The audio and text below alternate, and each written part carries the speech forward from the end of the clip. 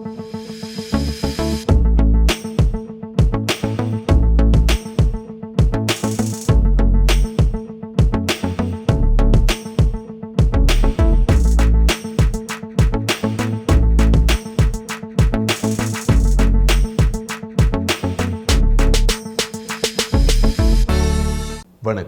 இலங்கை செய்திகளுடன் நான் நிரோஷன். விரிவான செய்திகளுக்கு முன் தலைப்புச் செய்திகள். ஸ்ரீலங்கா பொதுஜன பெரமுனவில் இருந்து 128 நாடாளுமன்ற உறுப்பினர்கள் தெரிவாகியிருந்த நிலையில் தற்போது 10 பேர் மாத்திரமே எஞ்சியுள்ளதாக தகவல். அரசின் மீது மக்கள் நம்பிக்கை இழந்துள்ளதாக எதிர்க்கட்சித் தலைவரும் ஜனாதிபதி வேட்பாளருமான சஜித் பிரேமதாச சுட்டிக்காட்டு. விஜயதாச ராஜபக்ச பதவியிலிருந்து விலகிய நிலையில் ஜனாதிபதியின் கீழ் கொண்டுவரப்பட்டுள்ள நீதி, சிறைச்சாலை விவகாரங்கள் மற்றும் அரசியலமைப்பு மறுசீரமைப்பு அமைச்சு. அர்ஜுனா பற்றி தப்பு கணக்கு போட்டு அரசியல்வாதிகள் குப்புற வீழ்ந்தனர். தொடர்வது விரிவான செய்திகள். ஸ்ரீலங்கா பொதுஜன பெரமுனவின் ஜனாதிபதி வேட்பாளராக நாமல் ராஜபக்ச முன்மொழியப்பட்டுள்ளார். கட்சியின் தலைவர், பொருளாளர், தேசிய அழைப்பாளர் என்று அனைத்து மாவட்ட தலைவர்களும் தற்போது ரணில் விக்ரமசிங்க அணியில் இணைந்துள்ளனர். கடந்த நாடாளுமன்ற தேர்தலில் ஸ்ரீலங்கா பொதுஜன பெரமுனவில் இருந்து 128 நாடாளுமன்ற உறுப்பினர்கள் தெரிவாகியிருந்த நிலையில் தற்போது 10 பேர் மாத்திரமே எஞ்சியுள்ளனர். அவர்களுள் பவித்ரா வன்னியராஜ் மற்றும் விதுர விக்ரமநாயக்க ஆகியோர் ஒரு கட்டத்தில் ரணில் விக்ரமசிங்கவுடன் இணைய உள்ளதாகவும் பல செய்திகள் வெளிவாகி வருகின்றது. தம்மிக பெரேராவை ஜனாதிபதி வேட்பாளராக முன்னிறுத்தும் திட்டம் முற்றாக வீழ்ச்சியடைந்ததை அடுத்து நாமல் ராஜபக்சவின் பெயர் முன்மொழியப்பட்டமை குறிப்பிடத்தக்கது. இதேவேளை மக்களினதோ அல்லது கட்சியினதோ தேவைக்கு அமைய நாமல் ராஜபக்ச ஜனாதிபதி வேட்பாளராக நியமிக்கப்படவில்லை என அமைச்சர் பிரசன்ன ரணதுங்க தெரிவித்துள்ளார். ஸ்ரீலங்கா பொதுஜன முன்னணியின் ஜனாதிபதி வேட்பாளராக நாமல் ராஜபக்ச பெயரிடப்பட்டவை குறித்து அவர் இவ்வாறு தனது அதிருப்தியை வெளிப்படுத்தியுள்ளார். 2015ஆம் ஆண்டு முன்னாள் ஜனாதிபதி மஹிந்த ராஜபக்சவின் தோல்விக்கும் 2022ஆம் ஆண்டு கலவரங்களுக்கும் நாமல் ராஜபக்சவும் பொறுப்பு சொல்ல வேண்டும் என்றும் குற்றம் சுமத்தியுள்ளார். மஹிந்த ராஜபக்சவை விடவும் அவரது புதல்வர் நாமல் ராஜபக்ச மீதே மக்களுக்கு அதிக கோபம் உள்ளது என்றும் தெரிவித்தார். நாமல் ராஜபக்ச ஜனாதிபதி வேட்பாளராக போட்டியிடுவது சஜித்திற்கு மறைமுகமாக உதவும் செயற்பாடாகும் என்றும் அவர் சுட்டிக்காட்டியுள்ளார். அரசாங்கத்தின் மீது நம்பிக்கை இழந்தவர்களாக நாட்டு மக்கள் காணப்படுகின்றார்கள் என்று எதிர்க்கட்சித் தலைவரும் ஜனாதிபதி வேட்பாளருமான சஜித் பிரேமதாச தெரிவித்தார். எதிர்வரும் ஜனாதிபதி தேர்தலுக்காக தயாசிரி ஜெயசேகர தலைமையிலான கூட்டணி மற்றும் ஐக்கிய மக்கள் சக்தி ஆகியவற்றுக்கு இடையிலான புரிந்துணர்வு ஒப்பந்தம் ஒன்று நேற்றைய தினம் காய்ச்சாத்திடும் நிகழ்வில் உரையாற்றிய போது சஜித் பிரேமதாச இவ்வாறு தெரிவித்திருந்தார். மக்கள் போராட்டத்தின் பின்னர் இந்த நாட்டில் ஏற்பட்ட நெருக்கடியினை தொடர்ந்து நாட்டு மக்கள் அரசாங்கம் தொடர்பாக நம்பிக்கை இழந்துள்ளார்கள். நாட்டு மக்களின் நம்பிக்கையினை காப்பாற்றுவதே ஆட்சியாளர்களின் பொறுப்பாக காணப்படுகிறது. அதேவேளை ஸ்ரீலங்கா சுதந்திர கட்சிக்கும் ஐக்கிய மக்கள் கூட்டணிக்கும் இடையில் கொள்கை ரீதியில் ஒற்றுமை காணப்படுகிறது. அரசியல் நோக்கத்திற்காக சந்தர்ப்பவாத உடன்படிக்கையாக இந்த ஒப்பந்தம் கைச்சாத்திடப்படவில்லை. நாம் ஊழல் ஆட்சிக்கு ஒருபோதும் இடமளிக்க மாட்டோம். ஜனநாயக உரிமைகளுக்கு மதிப்பளித்து செயற்படுவதுடன் மக்களை மையப்படுத்தி நாட்டை முன்கொண்டு செல்ல வேண்டும். அதேவேளை பதவி நிலைகளினால் மாத்திரம் ஒரு நாட்டை கட்டியெழுப்ப முடியாது. பதவி நிலைகளின் பொறுப்பினை சரிவர நிறைவேற்ற வேண்டும். அதுவே சிறந்த தலைமைத்துவமாகும் என்றும் குறிப்பிட்டுள்ளார். நீதி, சிறைச்சாலைகள் விவகாரங்கள் மற்றும் அரசியலமைப்பு மறுசீரமைப்பு அமைச்சர் பதவி ஜனாதிபதியின் கீழ் கொண்டுவரப்பட்டுள்ளது. இது தொடர்பான வர்த்தமானி அறிவித்தல் ஜனாதிபதி ரணில் விக்ரமசிங்கவின் பணிப்புரைக்கு அமைவாக ஜனாதிபதியின் செயலாளர் சமன் ஏகநாயக்கவினால் வெளியிடப்பட்டுள்ளது. எதிர்வரும் ஜனாதிபதி தேர்தலில் போட்டியிட்டதன் காரணமாக நீதி, சிறைச்சாலைகள் மற்றும் அரசியலமைப்பு மறுசீரமைப்பு அமைச்சர் பதவியிலிருந்து விஜயதாச ராஜபக்ச அண்மையில் ராஜினாமா செய்திருந்தார். இதன் பிரகாரம் இந்த அமைச்சரை ஜனாதிபதி தனக்கு கீழ் கொண்டுவர நடவடிக்கை எடுத்த குறிப்பிடத்தக்கது. இதேவேளை ஜனாதிபதி தேர்தலில் போட்டியிடும் வேட்பாளர்களது பாதுகாப்பு தொடர்பாக தேர்தல்கள் ஆணைக்குழு தீர்மானிக்கும் என்றும் அறிவிக்கப்பட்டுள்ளது. ஜனாதிபதி வேட்பாளர் ஒருவருக்கு உயிர் அச்சுறுத்தல் காணப்படுவதாக கூறப்பட்டால் அவருக்கான மேலதிக பாதுகாப்பு குறித்து தேர்தல்கள் ஆணைக்குழு தீர்மானம் எடுக்கும் என போலீஸ் தேர்தல் செயலகம் தெரிவிக்கின்றது. வேட்பாளர்கள் பல்வேறு காரணிகளை முன்வைத்து மேலதிக பாதுகாப்பு கூறினால் அது குறித்து ஆராய்ந்து பாதுகாப்பு வழங்கப்பட முடியும் என்றும் தெரிவிக்கப்படுகிறது. அனைத்து வேட்பாளர்களுக்கும் சாதாரணமாக வழங்கப்படும் பாதுகாப்பு வழங்கப்படும் எனவும் போலீஸ் தேர்தல் செயலகம் குறிப்பிட்டுள்ளது. மன்னார் மருத்துவமனையில் நடந்த சம்பவங்கள் குறித்து பொதுமக்கள் சார்பில் குரல் எழுப்பி கைது செய்யப்பட்ட வைத்திய நிர்வாகி ராமநாதன் அர்ஜுனா மன்னார் நீதிமன்றத்தால் பணியில் விடுவிக்கப்பட்டு வெளியே வந்த சம்பவம் தமிழ் அரசியல்வாதிகளின் வயிற்றில் புளியை கரைத்துள்ளது. பல தமிழ் அரசியல்வாதிகள் மிரண்டு போயுள்ளார்கள் என்று வடக்கு கிழக்கு அரசியல் வட்டாரங்களில் கூறப்படுகிறது.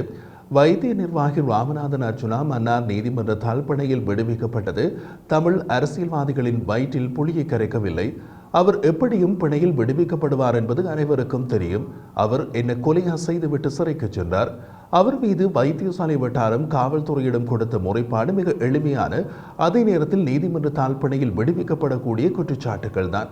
அதனால் வைத்திய நிர்வாகி ராமநாதன் அர்ச்சுனா மன்னார் நீதிமன்றத்தால் சட்டப்படி பிணையில் விடுவிக்கப்பட்டுள்ளார். இப்படியாக அவர் எப்படியும் பிணையில் விடுவிக்கப்படுவார் என்பது அனைவருக்கும் தெரிந்த நிலையில் நமது தமிழ் அரசியல்வாதிகளுக்கு அது தெரிந்திருக்காதா? நாம் வாக்களித்து தேர்ந்தெடுத்த சிலரின் அறிவு அப்படி இப்படி இருந்தாலும் இந்த எளிமையான உண்மை அவர்களுக்கும் தெரிந்திருக்கும். அப்படி இருந்தும் வைத்திய நிர்வாகி ராமநாதன் அர்ச்சுனா பிணையில் வெளியே வந்துவிட்டார் என்ற விஷயம் தமிழ் அரசியல்வாதிகளின் வயிற்றில் ஏன் புளியை கரைக்க வேண்டும்?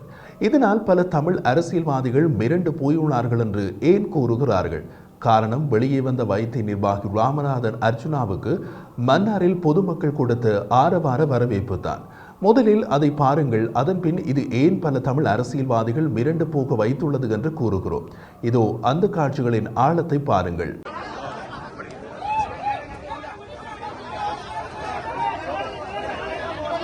நாங்கள் ஒரு 4-5 மணித்தியாலமாக அதை பார்த்து கொண்டு இருக்கிறோம்.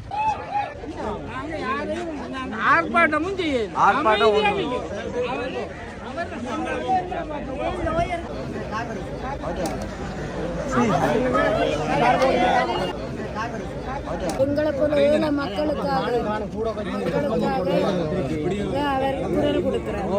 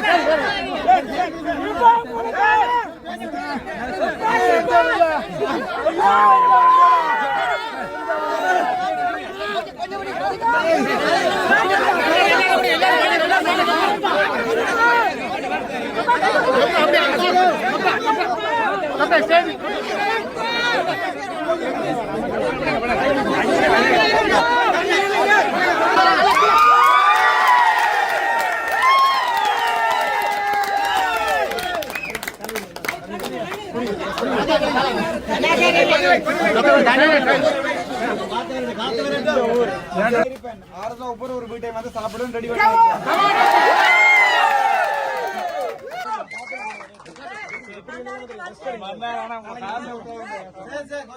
வந்து எங்களுக்காக உங்களுக்கு இந்த நிலைமை நாங்க மன்னார் சார்பாக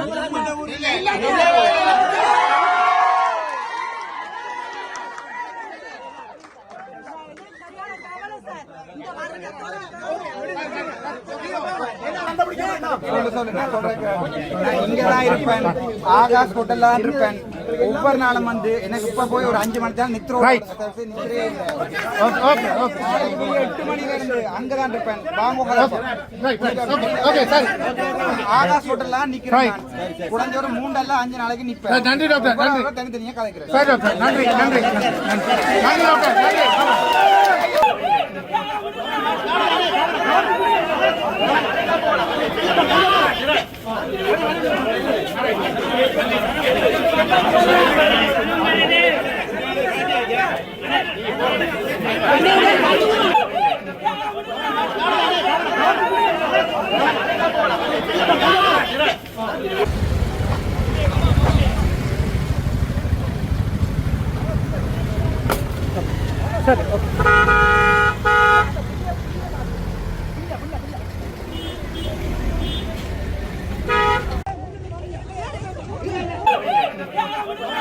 இந்த காட்சிகளை பார்த்த பின் உங்களில் பலர் தமிழ் அரசியல்வாதிகள் ஏன் மிரண்டு போயுள்ளார்கள் என்பதை புரிந்து கொண்டிருப்பீர்கள்.